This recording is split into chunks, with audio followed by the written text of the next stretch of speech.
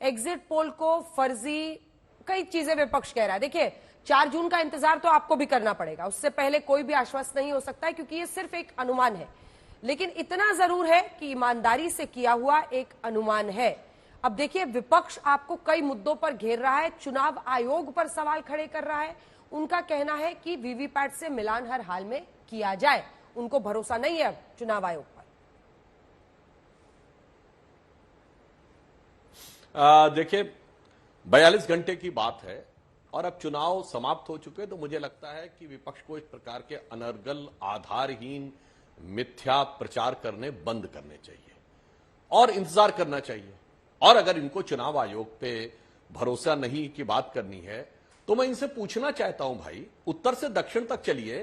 पंजाब में चुनाव आयोग ने अच्छा काम किया था, हरियाणा में खराब काम किया था, हिमाचल में अच्छा काम था और उत्तराखंड में खराब था, दिल्ली में अच्छा काम था, उत्तर प्रदेश में खराब था, और राजस्थान मध्य प्रदेश में 2018 में अच्छा काम था, 2023 में खराब था, और उसके बाद बिहार में सही काम था और गुजरात में खराब था। फिर बंगाल में और तेलंगाना में अच्छा काम किया था, पर क्या बताएं महाराष्ट्र में गड़बड़ कर दिया था, और फिर उसके बाद आसाम में गड़बड़ काम किया था, मगर कर्नाटक में अच्छा काम कर दिया था। तो किस तरह के वाहियात तर्क आप देने का प्रयास करते हैं? मतलब उत्तर से दक्षिण तक सारे राज्यों में देख लें जहां पे आप जीते, और ऐसी बात नहीं है, हम मैसिव डिफीट भी हारे हैं। पंजाब हो, दिल्ली हो, इवन जो कर्नाटक की डिफीट थी, 132 सीटें कांग्रेस की आई, 60 सीटें भारतीय जनता पार्टी की आई। और कर्नाटक में ठीक है, राजनीति में हार जीत चलती रहती है, जो अटल जी ने कहा था। परंतु राष्ट्र के हित को लेकर मुझे याद आता है, राहुल गांधी जी जाके विदेश, एक लाइन और कह दूंगा अंजना जी, राहुल गांधी जी विदेश में जाके क्या बोले थे? Democracy is finished. उनसे पूछा गया था judiciary, yes judiciary is finished, every institution has been taken over. और आज स्थिति क्या है? राहुल गांधी की सदस्यता न्यायालय से बहाल हुई है, केजरीवाल न्यायालय से बाहर आए। ये कहते थे कि इलेक्टोरल बॉन्ड का विषय हमारे खिलाफ आया। तो मेरे विचार से अपने राजनीतिक हित के तराजू पे तौलकर भारत की प्रतिष्ठा को नीलाम करना बंद करना चाहिए, ये विषय का ध्यान रखना। प्रदीप गुप्ता जी वही थे, अभय दुबे जी, जिनका चेहरा आपको कर्नाटक में, क्योंकि मैं वो शो कर रही थी, एग्जिट पोल के नंबर्स आए और आप लोग उनको बहुत धन्यवाद भी दे रहे थे और बधाई भी दे रहे थे। ये एक ही आदमी जिसकी आपको चेहरा एकदम नूर नजर आता है, एक दिन एक रिजल्ट आते हैं तो, और वही अगली बार उसकी नाक टेढ़ी, बाल टेढ़ा, चेहरा टेढ़ा, उसकी नीयत टेढ़ी, सब तक पहुंच जाते हैं। आपके कई जो नेता हैं वो तो उनके परिवार उनके घर तक पहुंच के ट्वीट कर रहे हैं कि पहले एड एजेंसी चलाता था, ये करता था, फला है, इस जगह का आदमी है, बिक गया। ये क्या तरीका है सर? अंजना जी, इतिहास से सबक सीखना चाहिए। 2004-2009 में बिल्कुल अलग परिणाम आए थे और आज की परिस्थितियां बिल्कुल अलग है। 117 शिकायतें हमने इलेक्शन कमीशन ऑफ इंडिया से की है 77 डेज में।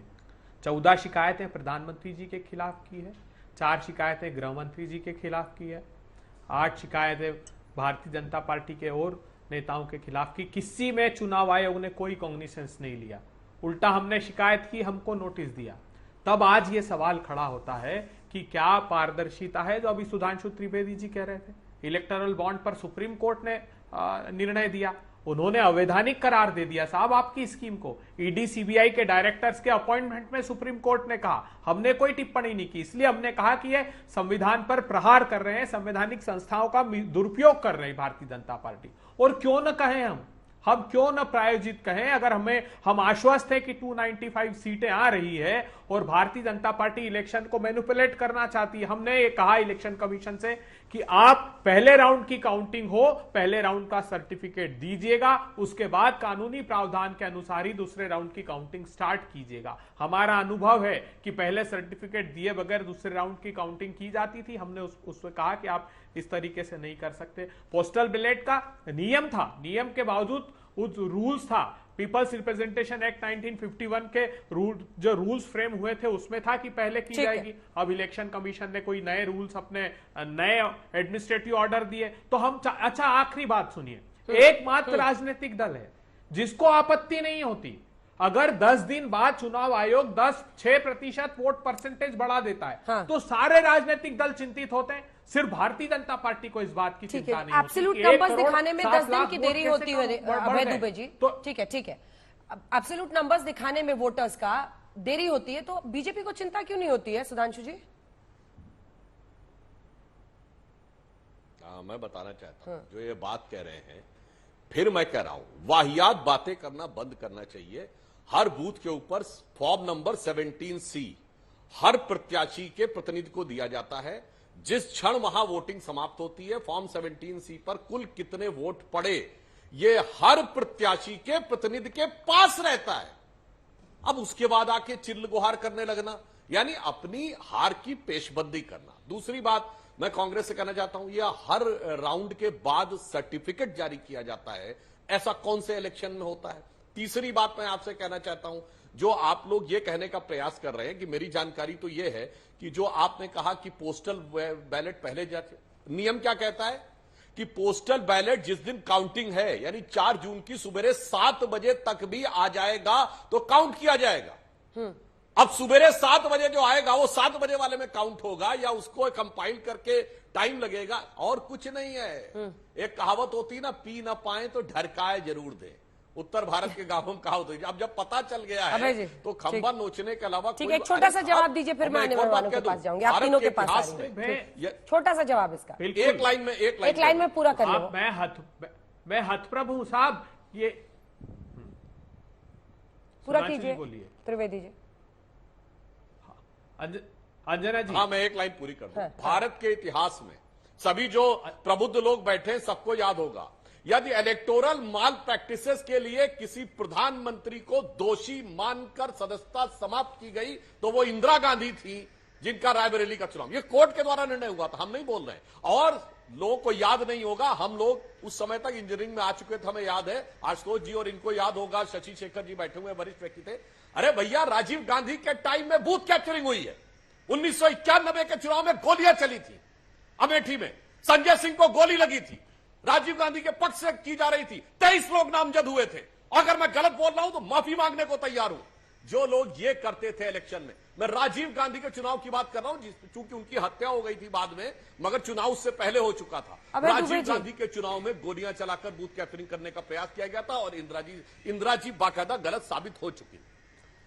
अभय जी, आप उनकी बातों का जवाब जरूर दीजिएगा, संक्षिप्त दीजिएगा, लेकिन अभय जी सुनिए ना, क्या आप लोग इन तमाम तर्कों के पीछे छिप रहे हैं? ये प्रश्न हमारे दर्शकों के भी मन में आ रहा होगा, और कई लोग ऐसा लिख भी रहे हैं, मैसेज भी कर रहे हैं, पूछ रहे हैं, क्या आप लोग ऐसे बहानों के पीछे छिप रहे हैं? देखिए, पहले भी ऐसे एग्जिट पोल आते थे, कभी इसकी सरकार बनती, कभी उसकी दिख रही थी, लोग कहते थे नहीं नहीं प्लीज वेट फॉर 4 जून, हम 4 जून को आपसे बात करेंगे, हमें भरोसा नहीं है आपके एग्जिट पोल पर। लेकिन प्रायोजित हैं, बिके हैं, फला हैं, चिल्ला, आप लोग छिपते हैं क्या ऐसे तर्कों के पीछे? सीधा प्रश्न है आपसे। नहीं, छिपने का प्रश्न नहीं है, ये प्रजातंत्र को बचाने की लड़ाई है। सुधांशु त्रिवेदी जी, आप इतिहास से प्रतिशोध मत लीजिए। आज क्या हो रहा है?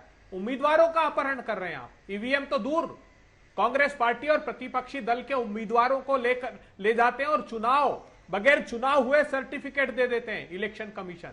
क्या बात कर रहे हैं? इस युग में हम आ गए, इसीलिए तो प्रजातंत्र को बचाने की लड़ाई है। और मैं चुनौती देता हूं, ये प्रोविजन है कि एक राउंड का जब काउंटिंग होगी तो उसके बाद सर्टिफिकेट पर साइन करके दिया जाएगा और फिर अगला राउंड स्टार्ट किया जाएगा, नहीं तो पारदर्शिता नहीं रह सकती। हम पारदर्शिता की तो कोशिश कर रहे हैं। इलेक्शन कमीशन देना नोटिस भी फिर अमित शाह साहब को कहे कि साहब कॉल डिटेल बता दीजिए, जैसा हमको नोटिस दिया हम तो जवाब देंगे, हम कानून सम्मत जवाब देंगे, लेकिन साथ साथ नोटिस देना चाहिए। हम प्रधानमंत्री की शिकायत करें तो बेचारे नड्डा साहब को नोटिस दे देते हैं। क्यों हाथ डर कांपते हैं इलेक्शन कमीशन के? तो अगर हम दृढ़ता से नहीं लड़े तो ये पारदर्शी व्यवस्था नहीं रहेगी। प्रजातंत्र में हर वो सवाल उठाने का अधिकार हमको है जिससे हम प्रजातंत्र को बचा सकते हो। हमको भरोसा और देश को भरोसा नहीं है आप पर, तो जाइए जनता के बीच में, जनता कह रही है ये बात, इसलिए हम कोशिश कर रहे हैं पारदर्शिता की। तो आपको तकलीफ है। अंजना जी ने पूछा कि बताइए एकमात्र राजनीतिक दल जिसको आपत्ति नहीं थी, हमने चुनाव आयोग में आपत्ति दर्ज कराई कि कैसे वोट परसेंटेज बढ़ गया,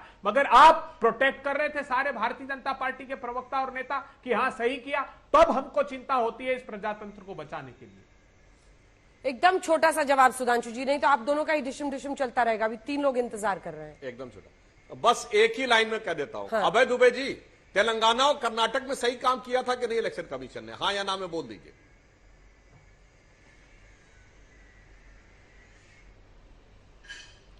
अभय जी, जहां हमको संदेह होगा वहां आवाज नहीं उठाएंगे। सुधांशु जी, क्या बात करते हैं आप? हम आवाज उठाना बंद कर दें? अरे अब दो जगह के परिणामों का आधार बनाकर जो गलतियां चुनाव आयोग, देखो जो वैधानिक प्रावधान है